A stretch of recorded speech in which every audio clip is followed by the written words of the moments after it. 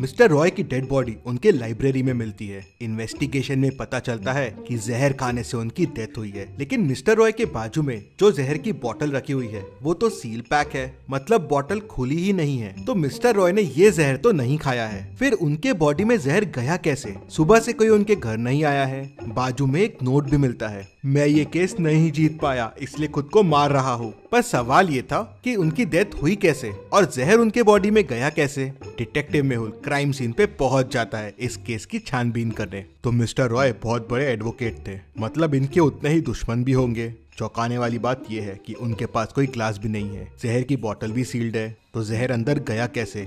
तभी मेहुल को एक क्लू मिलता है। क्या आप इस सीन को देख के बता सकते हैं मेहुल को क्या क्लू मिला होगा? सोचिए और जल्दी से आपका आंसर कमेंट कर दीजिए। चाहिए तो वीडियो को पॉज कर दीजिए।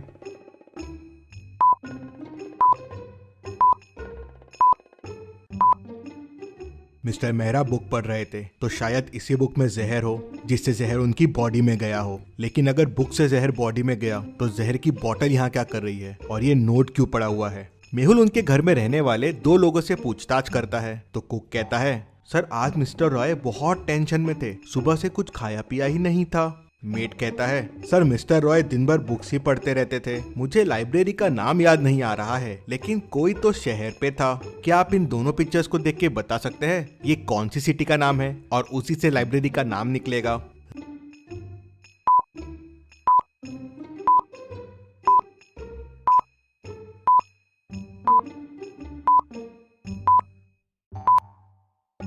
रैट प्लस लैम्प मतलब रतलाम, रतलाम लाइब्रेरी। मेहुल तुरंत रतलाम लाइब्रेरी पहुंच जाता है।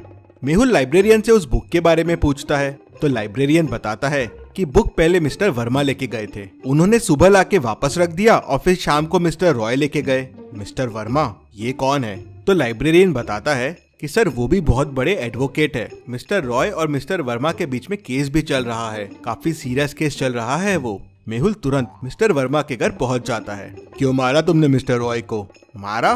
क्या मिस्टर रॉय की डेथ हो गई? कब? कैसे? तुमने ही खून किया है उसका, बताओ क्यों किया? क्या आप मिस्टर वर्मा के घर को देख के बता सकते हैं मेहुल को ऐसा क्यों लगा? सोचिए और मुझे आपका आंसर कमेंट करके बताइए।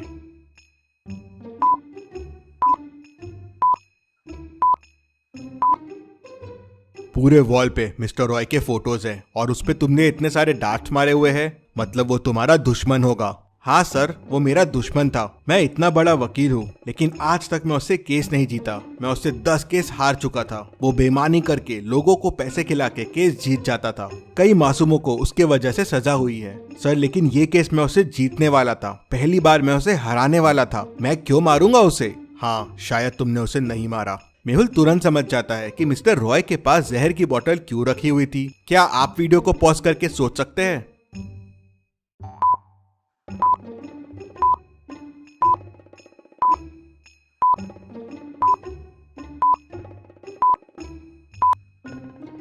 मिस्टर रॉय खुद ही मरने वाले थे। पहली बार वो केस हार रहे थे, लेकिन उसके पहले ही किसी ने बुक में पॉइजन लगा के उन्हें मार दिया। मेहुल वापस लाइब्रेरी जाता है।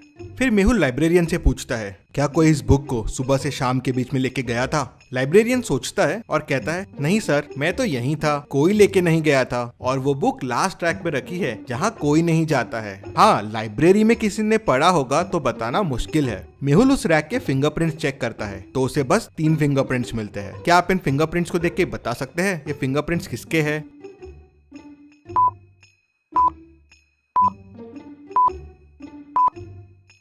पहला वाला तो मिस्टर रॉय का है, तीसरा वाला मिस्टर वर्मा का है, लेकिन ये एक्स्ट्रा फिंगरप्रिंट किसका है? शायद यही मर्डरर हो। मेहुल सोच में पड़ जाता है। धूल के वजह से फिंगरप्रिंट्स थोड़े बिगड़ गए थे, तो किसके हैं मैच करना बहुत डिफिकल्ट था। सुबह से लेके शाम के बीच में लाइब्रेरी में 3 लोग थे। मेहुल तीनों से पूछताछ करता है, क्या तुम लाइब्रेरी के उस कॉर्नर में गए थे? नहीं सर, मेरे तो एग्जाम चल रहे हैं, मैं तो टेबल से हिला भी नहीं, पूरे दिन बस पढ़ाई कर रहा था। सर मैं उस साइड गया था लेकिन उन बुक्स के पास नहीं गया।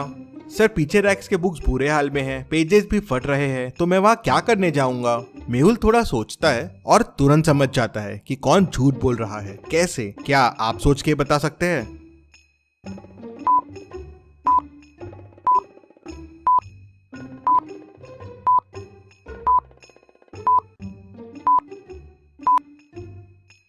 जब तीसरा आदमी वहाँ गया ही नहीं तो उसे कैसे पता है कि बुक्स वहाँ फटे हुए हैं। मेहुल उसे पकड़ लेता है तो वो बताता है कि वो बहुत घबरा गया था, उसने कुछ नहीं किया है। वो मिस्टर रॉय का बहुत बड़ा फैन है और उनके बुक्स और उनके केस पढ़ता रहता है, उसे भी एडवोकेट बनना है। ये सब सुनने के बाद मेहुल का एक पर्सन पे शक बहुत बढ़ जाता है। मेहुल तुरंत मिस्टर रॉय के लास्ट 5 केसेस देखता है जो उन्होंने जीते थे और उनकी लिस्ट निकालता है जो हारे थे। एक नाम पे मेहुल की नजर अटक जाती है। क्या आप देख के बता सकते हैं वो नाम कौन सा हो सकता है?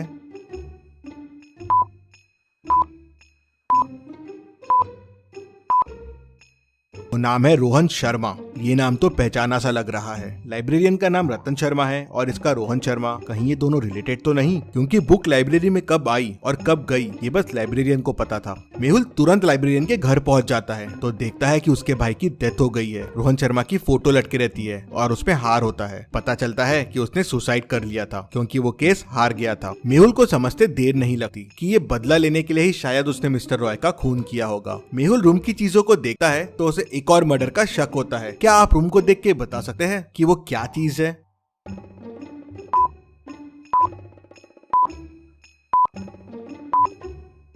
टेबल पे जहर की बोतल रखी हुई है, मतलब शायद लाइब्रेरियन ने वापस ये बोतल यूज की है। मेहुल तुरंत लाइब्रेरी की तरफ दौड़ता है और लाइब्रेरियन को पकड़ लेता है। लाइब्रेरियन मेहुल को नहीं बताता कि उसने किसको मारने की प्लानिंग की है। मेहुल लाइब्रेरी की लिस्ट निकालता है और लास्ट 5 लोग जिन्होंने बुक्स लेके गए उनके नाम देखता है। एक नाम देख मेहुल समझ जाता है कि लाइब्रेरियन का अगला निशाना कौन होगा। क्या आप इन नामों को देख के बता सकते हैं वो नाम क्या होगा? सोचिए और मुझे आपका आंसर कमेंट करके बताएं।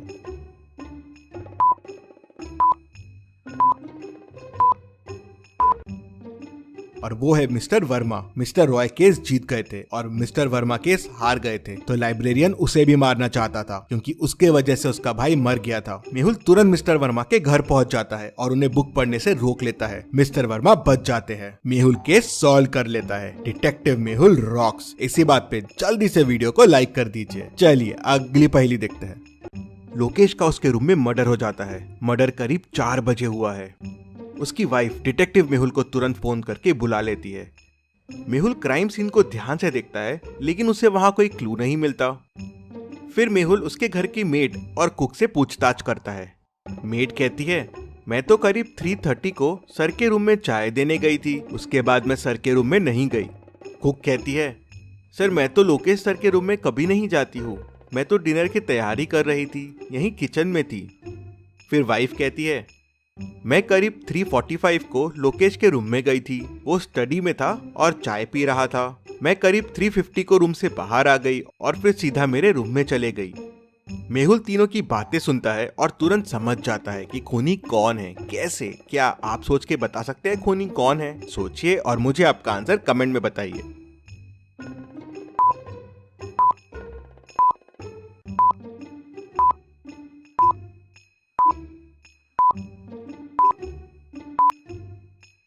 चलिए इसका आंसर देखते हैं। वाइफ जब रूम से बाहर आई थी तो करीब 3:50 हुए थे और चाय का कप रूम में ही था। लेकिन जब मर्डर हुआ तो चाय का कप रूम में नहीं था। कप रूम से सिर्फ मेड उठा सकती है और वो कप डाइनिंग पे रखा हुआ है, ठीक मेड के पीछे। मतलब मेड जब कप लेने वापस गई होगी करीब 4 बजे, तब उसने लोकेश का खून किया होगा। मेहुल उसे पकड़ लेता है। चलिए अगली पहेली देखते हैं। मेहुल एक गुफा में फंस जाता है। गुफा से बाहर निकलने के लिए मेहुल को 4 दरवाजे दिखते हैं। पहले दरवाजे के पीछे आग है, अगर मेहुल ने यहाँ से जाने की कोशिश की तो वो जल जाएगा। दूसरे दरवाजे के पीछे पानी है जिसमें खूंखार और बड़े क्रोकोडाइल्स है। मेहुल ने अगर यहाँ से जाने की कोशिश की तो क्रोकोडाइल्स उसे कच्चा चबा जाएंगे। तीसरे दरवाजे के पीछे जहरीले स्नेक्स है जिनके जहर से कोई नहीं बच सकता। चौथे दरवाजे के पीछे एक ब्रिज है लेकिन वो टूट रहा है, वो अब 1 ग्राम से ज्यादा भी वेट नहीं सह पाएगा। तो अब आप सोचिए और मुझे बताइए मेहुल को कौन सा दरवाजा चुनना चाहिए। सोचिए और मुझे आपका आंसर कमेंट करके बताइए।